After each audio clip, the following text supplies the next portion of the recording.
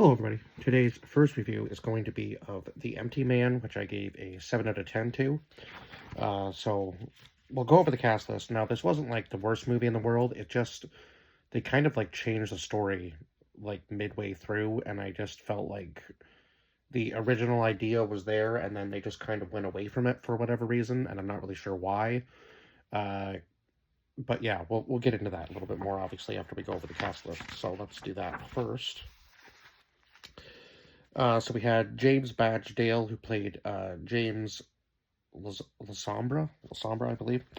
Marin Ireland, who played Nora Quayle. Sasha Frolova, who played Amanda Quayle. Samantha Logan, who played Devara Walsh. Evan Jonakeet, who played Greg, sorry. Virginia Call, who played Duffy. Jessica Matten, who played Fiona. Aaron Poole, who played Paul. Robert Arameo, who played Garrett. Ron Canada, who played Detective Villers. Connor Dowds, who played Meyer Blatty. Joel Courtney, who played Brendan Maybaum. Owen Teague, who played Duncan West. Merjik Bezu Denhot, who played Julianne Sheffin. James Lee Money, who played Leisha Schwartz, and then Stefan Rout, who played Arthur Parsons. So there was quite a cast to this. Now, in the beginning, we have these three friends, or I guess four friends actually, that travel.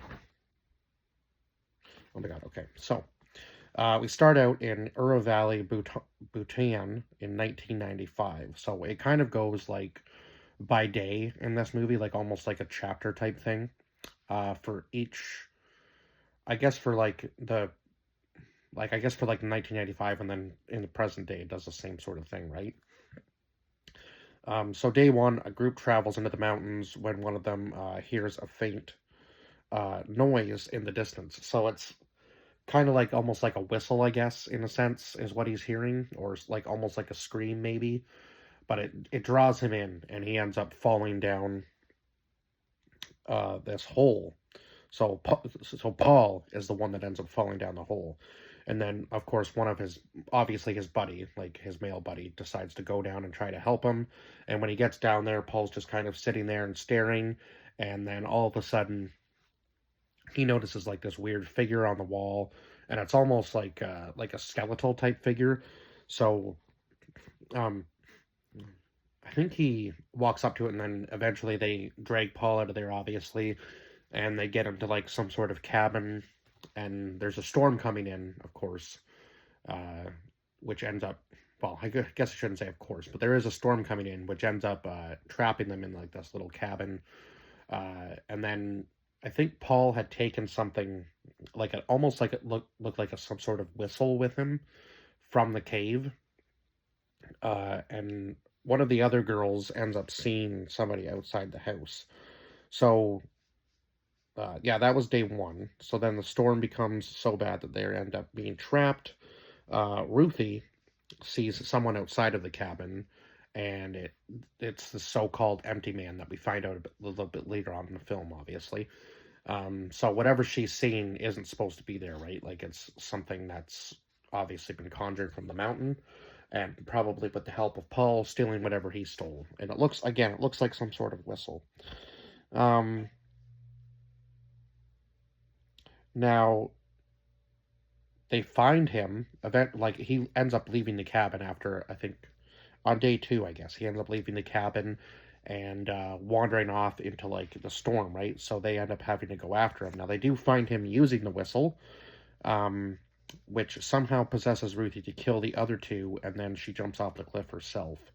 So again, like this movie had potential from the start. I was like, okay, this is interesting. They steal an artifact, something's after them. Like where is this going to go? And then we skip right to Webster Mills, Missouri, in 2018. So on day one, I thought at this point that Amanda was actually going to be found dead, or I thought she was found dead actually. So this girl named Amanda comes to James, who is, I guess at this point, like an ex-cop, um, just to kind of check in on him, and she tells him about this like game or whatever. Um, Kind of very cryptic, right?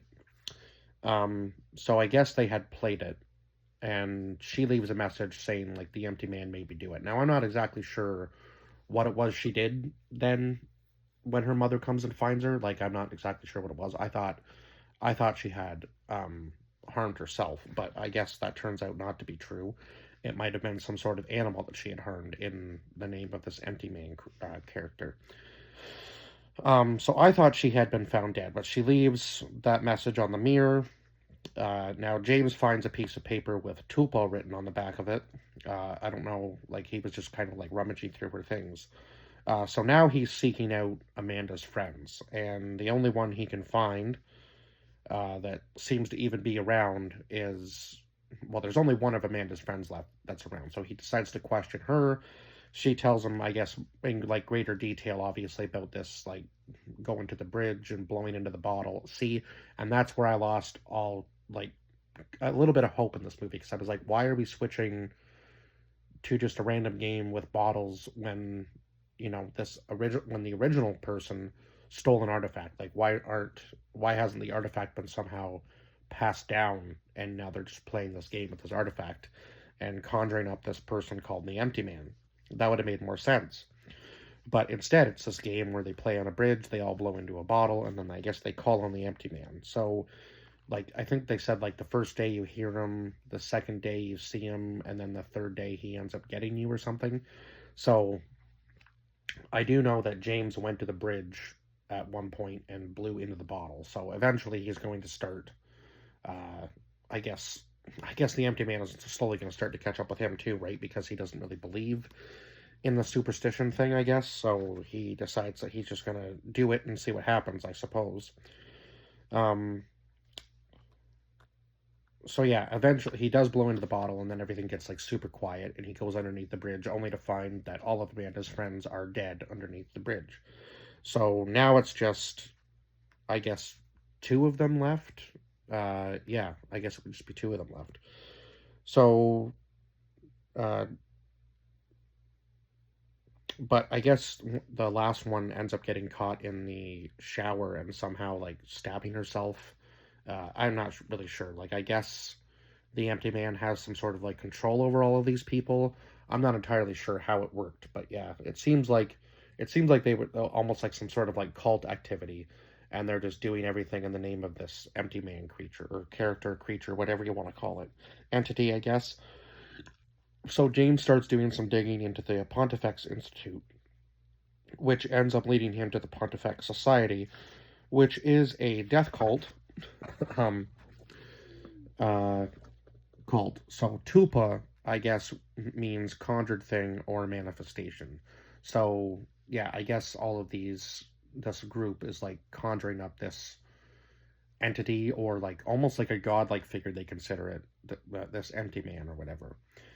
So James' dreams are starting to become worse at this point, and he begins hearing voices. Now, there was like a little hint of it at the very beginning when we first see James, but it wasn't nearly as bad as this, so I didn't even really point it out at this point.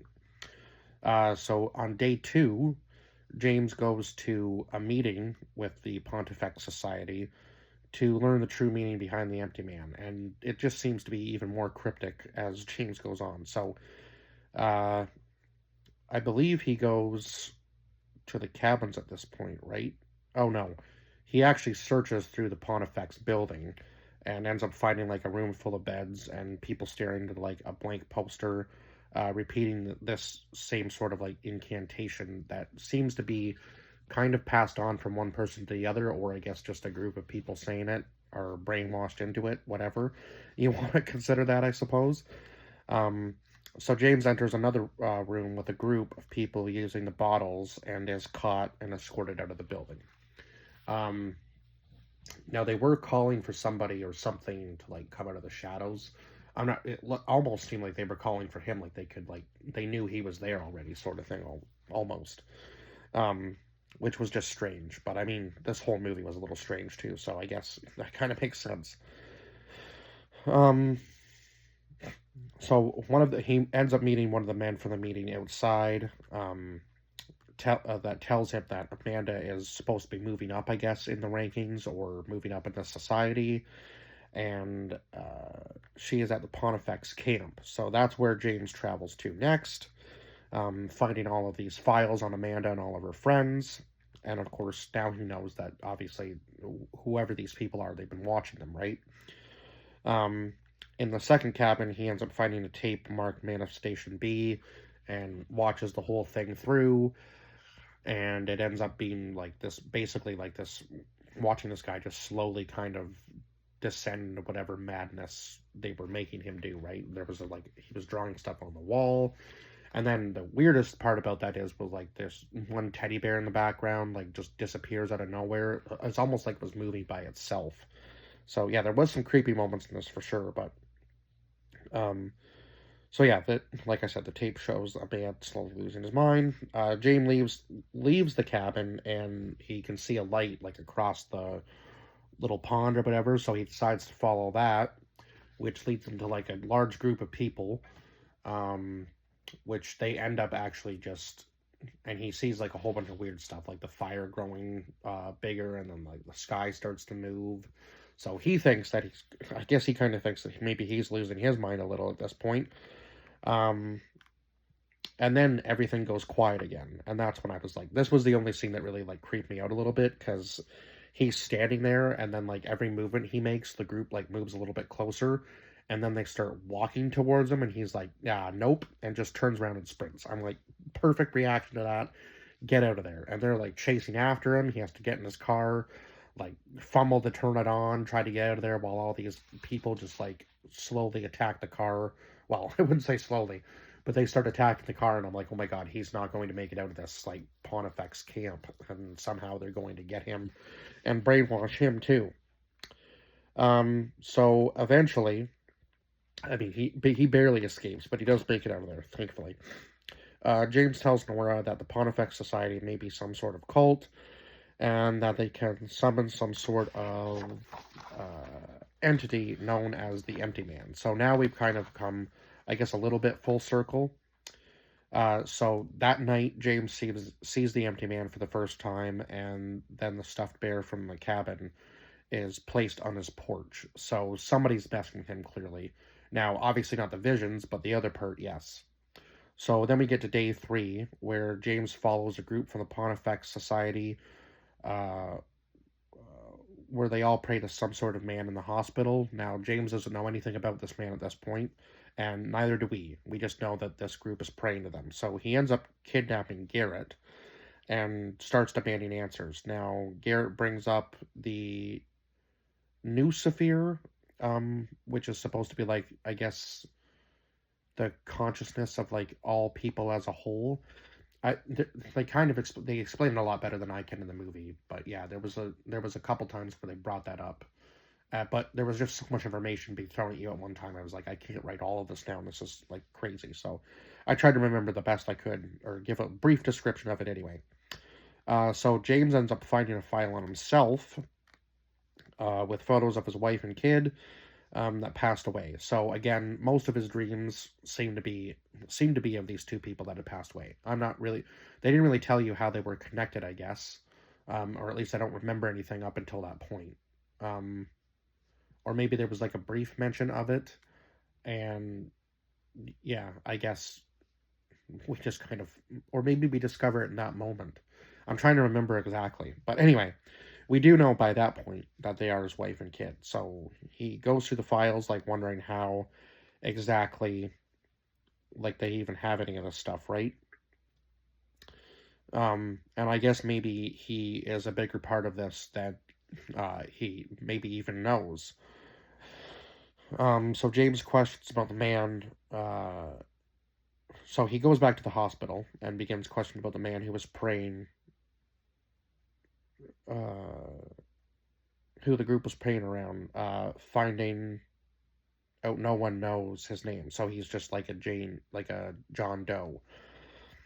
So James enters the room, of course, to find Amanda with the man. So obviously, Amanda's been found now, but she's like, seems to be always, like, one step ahead of James for some reason. So James calls Nora about finding Amanda, but she seems to forget who he is. So, yeah, that was just very weird. Like, a very weird twist. All of a sudden, like, everybody just forgets who James is. Like, how is that possible? So, Amanda says that, oh, so we do find out that the man there is actually Paul. So, Paul has been in the hospital for God knows how many years, like, seemingly in a coma. He seems to be of perfect health, but he doesn't seem to want to, like, he doesn't seem to be able to move or talk or do anything much, right? But I guess he was kind of like their entity for the empty man to be there, right? So now they're trying to find a new vessel. Amanda says he is becoming weak, and they must find a replacement for him, right? So eventually, Amanda tells James that he was created. Again, I'm not really sure how, um, and that all of his memories aren't real, and he was only born a few days ago to be their empty man. So yeah, I guess they created James in order to pass along the powers of the empty man from Paul to him.